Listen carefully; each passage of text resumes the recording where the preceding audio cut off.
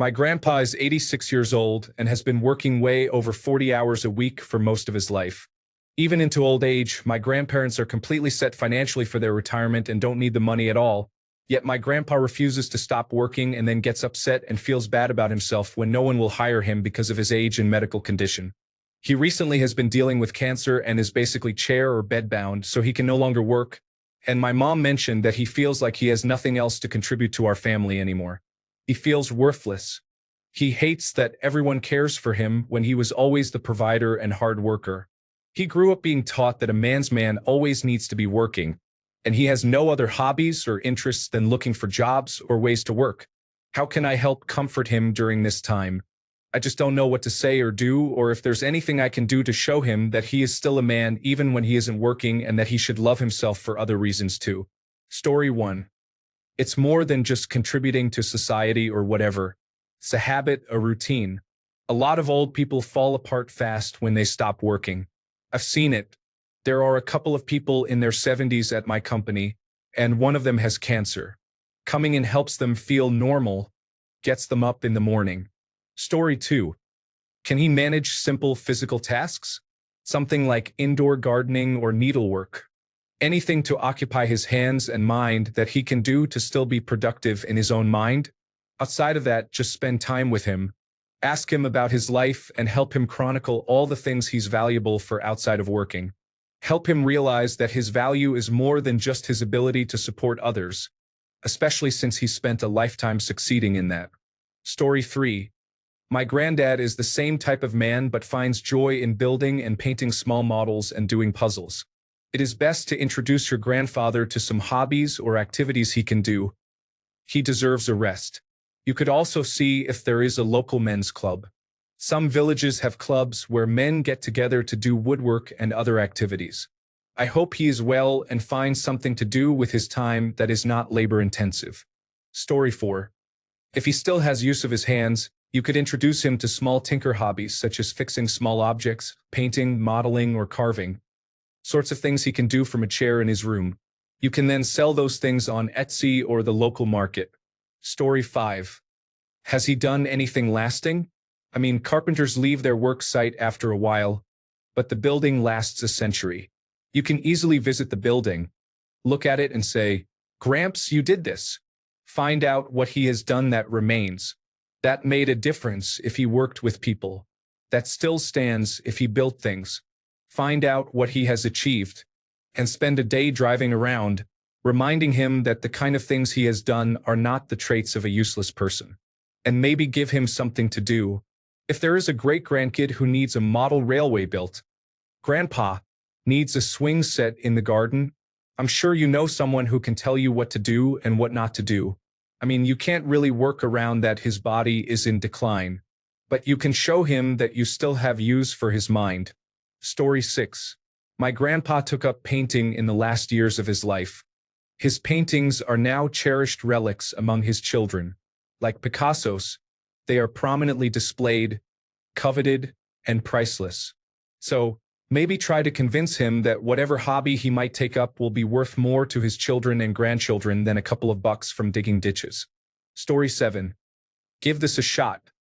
A hobby that involves creation, something like whittling, carving, woodworking, or something similar. In my experience, I have found that older people are incredible carvers and woodworkers. Story 8. Society pushes men to feel they are only valuable if they are producing something of value, usually money. My dad is a brilliant and loving man, but he suffers from this complex, and frankly, the women in his life reinforce it strongly. He used to leave for work at 6 a.m., come through the door at 6 p.m., go for a run, take a quick shower, and have dinner. We kids would do the cleanup, and then he would run to the basement to make furniture for my mother until bedtime. Your grandpa needs hobbies or volunteer opportunities to feel useful. He needs passions and projects that make him happy. I suspect if there is something the two of you can do together that feels productive, it will go a long way. Story 9. Let him tell stories and share his experience and wisdom. That will remind him of everything he's done. And I think there's nothing more manly than telling your grandchildren how life works. Story 10. He needs something to do, brother. Find things he can build, maybe a bird feeder or house. If you guys have a garden, let him oversee it if he can. See if he can help with the car. Can he cook? Story 11. You can start by having conversations where he tells you his knowledge and wisdom. You can also tell him he has done a lot, and now it is his time to relax and take breaks. It is also the time when he can do things he maybe had wanted to do but didn't because he was too busy working. Story 12. I felt this with my grandpa the last several years of his life. The number one thing you can do is ask for advice. I asked Grandpa for advice and tips on everything from boys to car repairs to jobs. It really made him feel so valued and needed still. The other thing I would say would be to ask him about any stories he has. I asked my grandpa a lot about what our town was like in the 50s, what he and his friends did for fun as a kid, stories from when he was a detective and his favorite cases. Side note, he was working in the Salt Lake City jail when Ted Bundy was brought in by one of Grandpa's friends. Ted Bundy was a really normal dude and very easygoing for a prisoner. It was important to me that Grandpa knew I really cared about what he had to say. Even if he told me the same story 100 times, I would always let him tell it again and ask him about it. Granted, my grandpa and I were incredibly close. He was like my father, and we spent a ton of time together.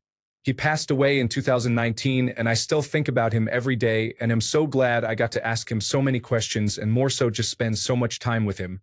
I still cry almost every day now that he is gone. Story 13. I'm sorry to hear this. I know you came here for help to comfort him, but I just don't think anything would. He needs a new purpose, and as silly as it sounds, help him do a YouTube channel. Have him tell stories from his youth and profession. My dad is always telling me stories about the trouble he used to get into as a kid. They're hilarious. I think having him do a YouTube channel would be good because it will give him focus, something new to do. He can plan out what he wants to talk about.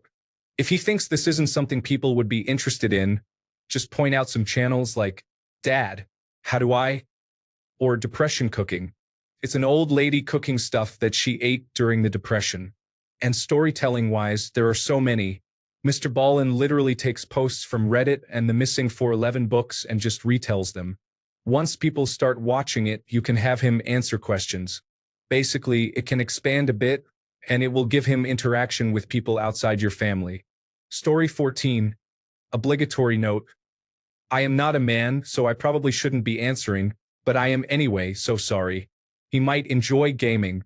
It's ultimately unproductive maybe, but it's designed to make you feel like you're achieving something and progressing, so it may help. Also, it's a great way to socialize during COVID-19 times and just generally if he's not mobile. Plus, there's the escapism of having a functional body and being able to do things which he might enjoy. Story 15. Maybe he could share some of the knowledge he has. There are a lot of tasks young folks don't know how to do, and they don't necessarily have a father or grandfather figure around to explain those things. I've come across some YouTube and TikTok channels geared around that kind of thing and found them really cool. Story 16. My dad is 78 and retired, and he's got similar issues. I ask him to help me with things for my house, and it seriously goes a long way. This weekend, I'm going down there, and we are going to change my winter tires. Next week, we're building a shelf for my garage. Do I need help with these things? No, I don't even want a shelf in my garage. Now, I don't know how much that helps because you mentioned he's got physical limitations now, which is tough. If you can think of anything, though, I think the principle is the same. Think of something he can help you with. Failing that, maybe take his memoirs, interview him, get him to tell you his life story and record it. Story 17. I miss my grandpa telling me stories of the old days. Maybe ask about his youth, especially if you are a man. He might feel like he's teaching the younger lads, and you might get some very useful counseling, not to mention reinforcing your bond with him. Also, older people usually have very interesting stories to tell. My grandpa, for example, was born in 1930 in the middle of nowhere, in the center of Brazil. According to him, many people in his town were amazed to discover that he could build radios and even went to his house to see. Then he moved with his godfather to a bigger city in the richest state of the country. After that, he moved to Rio de Janeiro, the then capital of the country, where he settled. He studied law because electronics courses were at the same time as his work. He was a juridical director of a big football club in the city, one of the 12 biggest in the country, and worked for the energy provider of the town. He became president of the Association of Retirees from that company and was always respected. A very wise man. You should have seen the number of books in his house. Unfortunately, he died in February, but he is definitely an example of hard, honest work paying off in dedication. I miss him. But anyway, talk to him, ask for advice, or for his entertaining stories of life. He is probably a wise man. Story 18. Get him an audio recorder and have him save for future generations a collection of stories that can be played back for the grandchildren, cousins, and other relatives. A video recorder would be even better. He doesn't have to know how to operate it. It can be run remotely on a laptop or even during a video call if he feels awkward talking to a screen by himself. It would be great to get him talking about the family history before he is gone, with other family members encouraging him as he remembers bits of stories and details. Contributing to the preservation of family lore is certainly productive and something he could take pride in. Story 19. I let this old neighbor, Larry, hang out on our construction site and act as an unofficial supervisor. I pay him a six-pack every month. He loves it, and he catches stuff too, so I'm happy. Anyways, I guess what I'm saying is take your elders to work and let them do their thing. They really enjoy being social and being useful. Disclaimer: Larry is really cool. This is not for all old folks. Story 20. Look him in the eye, shake his hand, give him a hug, and let him know it's your turn now. Tell him you have the watch and thank him for all his hard work during his life. Let him know that his example lives through his family, and you will make sure all the lessons you learned from his leading example have not gone unnoticed. Story 21. Maybe a hands-on hobby like woodworking or do-it-yourself projects he could do at home at his own pace. I feel useless when I don't work too, so I somewhat understand. When I was jobless, I drew, sewed, and made soap. It honestly gave me more life. Just keep him productively busy in other ways. Story 22. There's a lot of good advice here, and you should try some of it. But also, there's something I think should be said that I don't see written below, so I'm going to say it. The end of life is hard. It just is. Your grandpa is sometime fairly soon going to go to his final rest, when he will put aside the problems of this world forever. Before that happens, there may just be a period where he suffers because dying is really hard, and there's no way around it. The best thing you can do for him is to remember the man that he was. Keep that man alive in your mind and your heart, and both now and when he's gone, talk about that man a lot more than you talk about the old, dying man he's going to be for a while. Again, I'm not saying don't try to help or comfort him. It's good to do that. But also, don't make your own happiness contingent on reversing the natural course of his life, or on reversing his commitment to the identity of work that has sustained him for 86 years. He wouldn't want you to do that, I'd wager. Good luck. I wish both of you peace. Story 23. I have chronic pains and severe anxiety. This makes being productive in any way, shape, or form very hard. I feel useless and like a burden on a regular basis. This is the advice my son gave me a while back. He said, "Mom, you matter. The fact that I wake up and you are here and alive is of great value to all of us. You don't have to do anything. Just be here and be you." So my advice for your granddad is, be here, be you, and have fun doing it. Story 24. 86 years old and he feels like he needs to work? Society has got to stop telling men that their sense of self-worth should come from what they are able to provide for others. It is a completely toxic mindset masquerading as something honorable. Story 25. I'm sorry to hear that. My grandpa was pretty much in the same situation, so I feel your pain there. It's sad to watch or hear those things. My advice would be to just talk to him and ask about old stories or even work advice. Maybe start doing something with him on a set schedule once a day or every other day so he has something to look forward to instead of just living day to day. Best wishes. Story 26. If he's chairbound, he's a bit limited, but if he likes painting and feels the need to contribute, might I suggest painting figurines on Fiverr? It's not going to be a huge source of income, but he can certainly contribute if that's important to him. If you're willing to get dirty, then you can collaborate with him on gardening projects. He can be the wise manager and you can be project labor. Story 27. As Dubon the Dip said, Can he help teach you things you aren't ready for yet? Do you own a home? Because you'll need to learn to hang a door, I can tell you. Story 28. My grandparents actually took classes about how to transition into retirement. I would check your local library or community center for something like that. I remember them doing things like reading to the blind, being active in some clubs, and visiting senior centers. My mom wrote a cookbook and got into genealogy after she retired.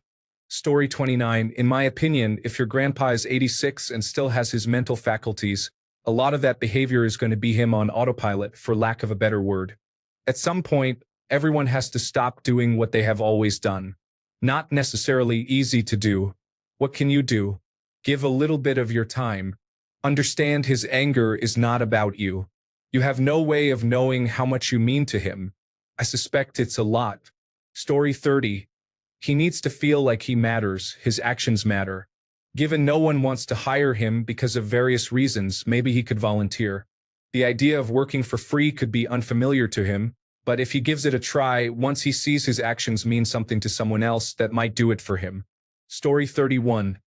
Tell him he is a family elder now. His job is to help keep the family together just by being there to talk to and get advice from. If he needs to stay busy, there are plenty of charity and church organizations that need help. He has put his time in and earned the right to take it easy. Story 32. Can he care for a rescue animal? Talk about being needed. If he is confined to a chair, he can still give love to a lonely pet. He can brush its fur and its teeth. That, to me, is one of the most heroic things any person can do. He could even be a foster for a pet. Animals really do need love.